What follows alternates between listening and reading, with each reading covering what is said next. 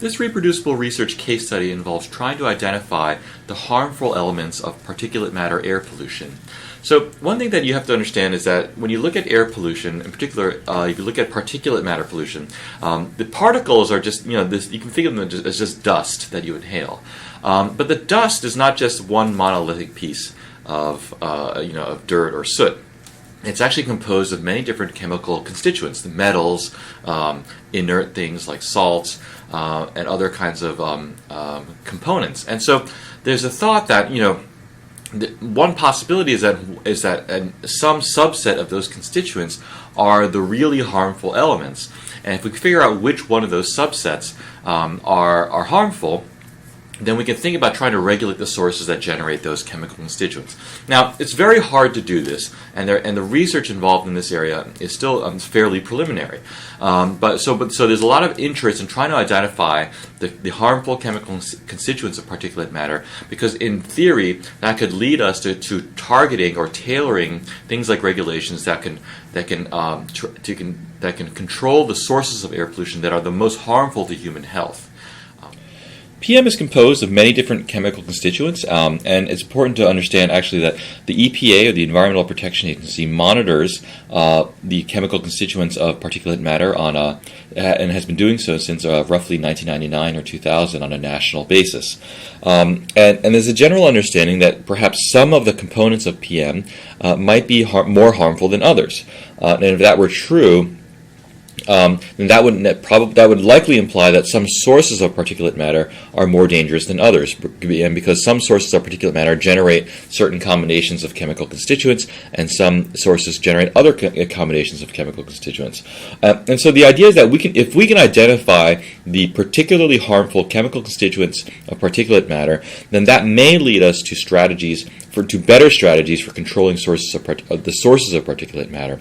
One thing that you need to understand is the way that particulate matter is regulated or controlled now is we just regulate the total amount of particles in the air without regard to where the sources of PM, what the sources of PM are, or where they're coming from. And so, if we could, so this strategy does improve public health because we know that particulate matter as a whole is harmful, but it doesn't perhaps lead to the most efficient strategy and the most helpful strategy in terms of public health, because we don't control things with respect to which toxic elements are the most, which elements are the most toxic. So I just want to talk about one particular study and one case study of this type of research, and I'll talk a little bit more about how it relates to reproducibility in a few slides. But the basis of this case study is the National Morbidity, Mortality, and Air Pollution Study, or the NMAP study. And this was a national study of the short-term health effects of ambient air pollution. So this particular national study focused on particulate matter, or PM10, so this is particles less than 10 microns in diameter, and ozone. So for this lecture, I'm just going to talk about PM10. The health outcomes in the study were mortality from all causes and hospitalizations for cardiovascular and respiratory diseases. So I've got some links to some of the key publications from the NMAP study, and this entire study was funded by the Health Effects Institute. One of the interesting aspects of the NMAP study was that it was one of the most reproducible air pollution studies ever conducted. And particularly the original investigators in NMAPS decided to make the data and the results and the software code available through a website called the Internet-Based Health and Air Pollution Surveillance System, or IHAPS. And so on that website you can find the air pollution data, the weather data, the software, the results, and many other things that can be downloaded for free.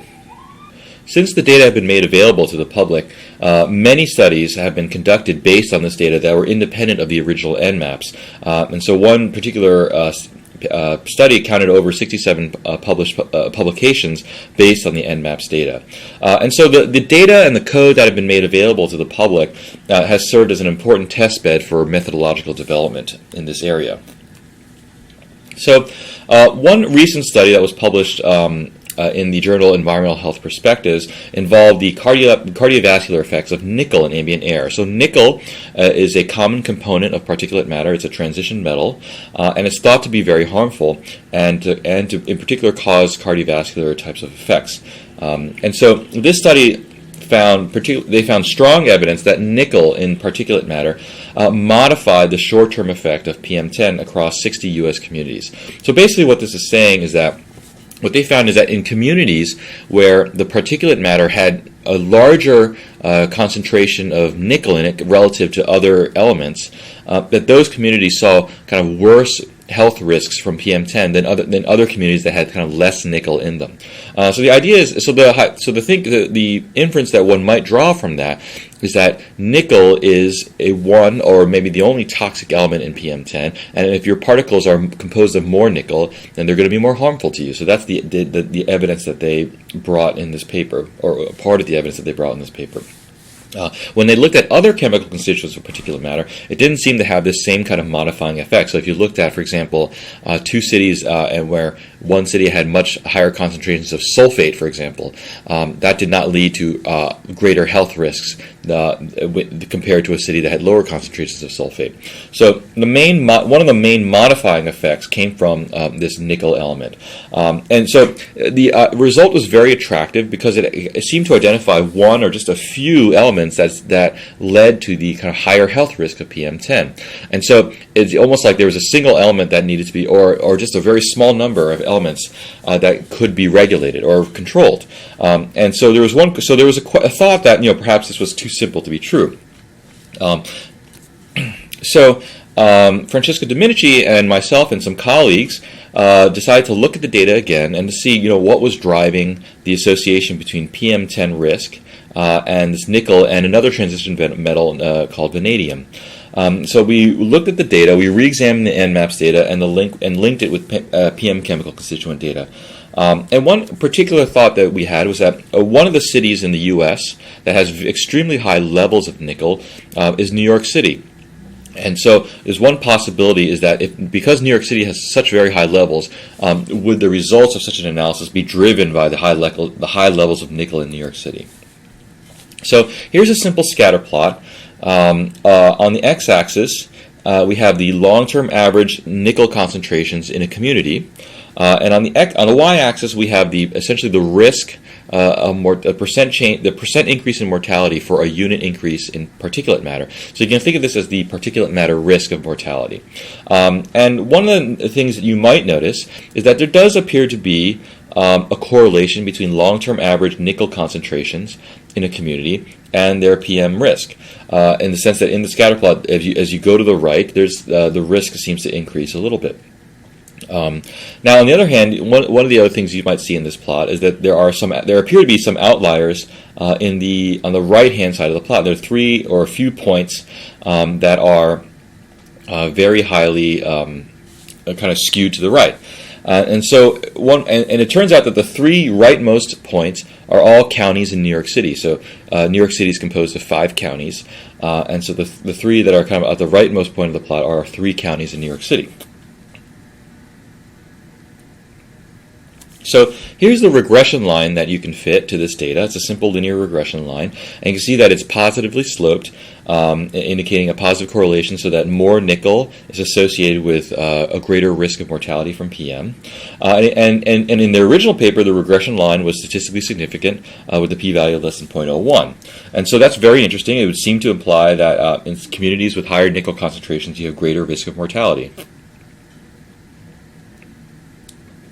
However, if you just remove the kind of outlying points, in particular the points that are in New York City, which has very high nickel levels, and you redo the regression line, you'll see that the blue line is what you get.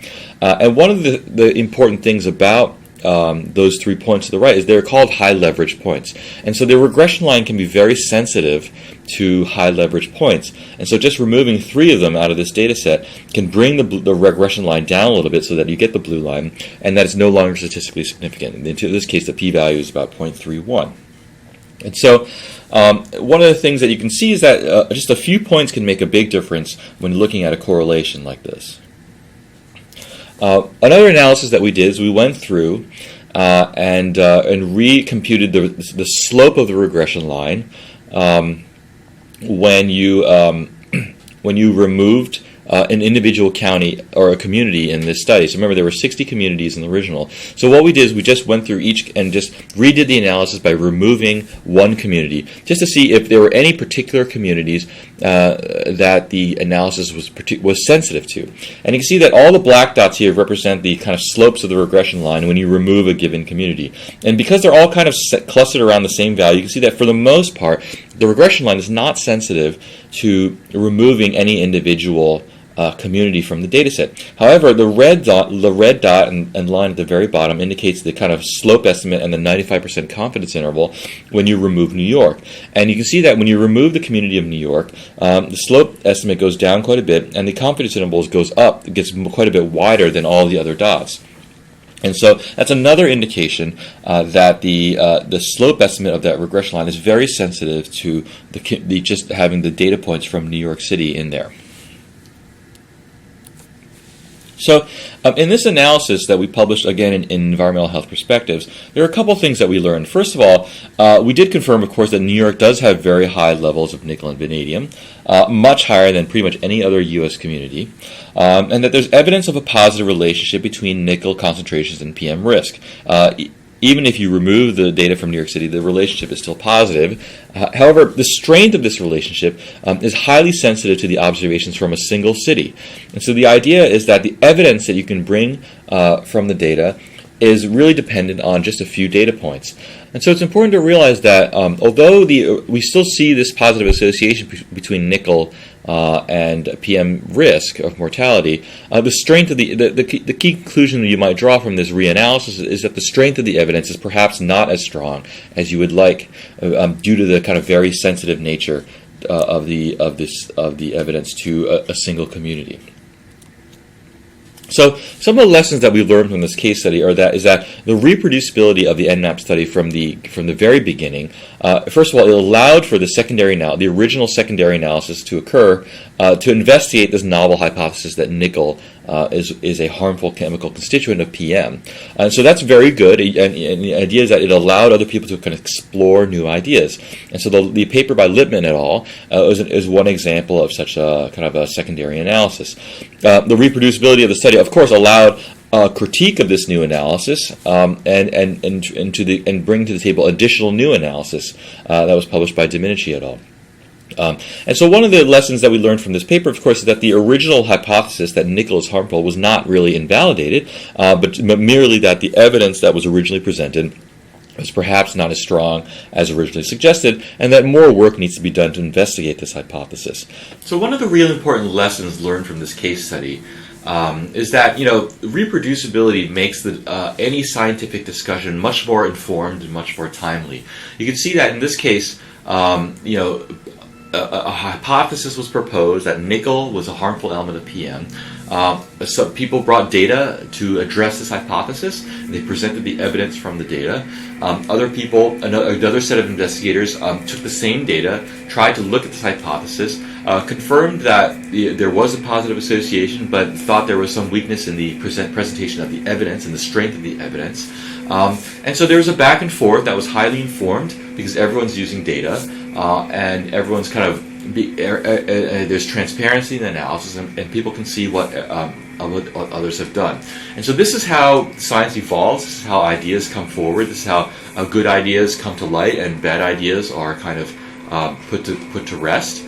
And that's how a good kind of scientific exchange occurs, and how science kind of moves forward. So reproducibility is key to all this entire process because it makes the entire process informed and move in a timely manner that's transparent.